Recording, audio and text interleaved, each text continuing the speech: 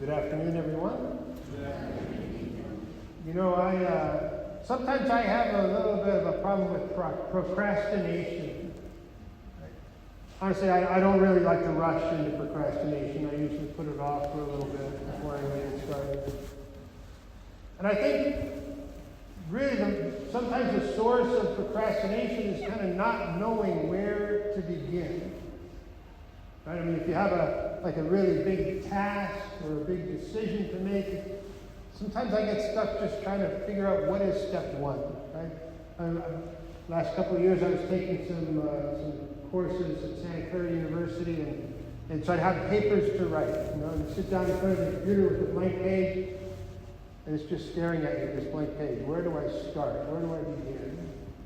Right? Or even just to be ready for school, right? Ready for the class. Where do I start? I got to do the reading. So sometimes it's just what causes the procrastination is not knowing what is step one in whatever I'm doing. And Jesus kind of gives us a good step one because he's doing one of the most important things that he does in his early ministry in this gospel we just heard. He's choosing the 12, calling those 12 of his disciples who will be the apostles, who will be the first priests, really. These are the 12 men on whom he will build his church. And he begins with prayer. And he goes up the mountain and he prays before he summons them forward and calls those 12.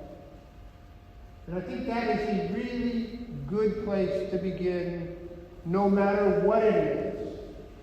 Step one is prayer.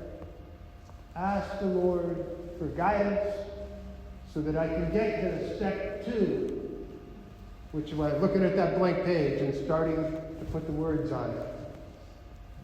And so today, as we gather to listen to God's holy word, to be nourished by the precious body and blood of our Lord Jesus, let us remember step one. Whatever the task is, whatever the decision is, let's begin with step one, and that is to go to the Lord in prayer.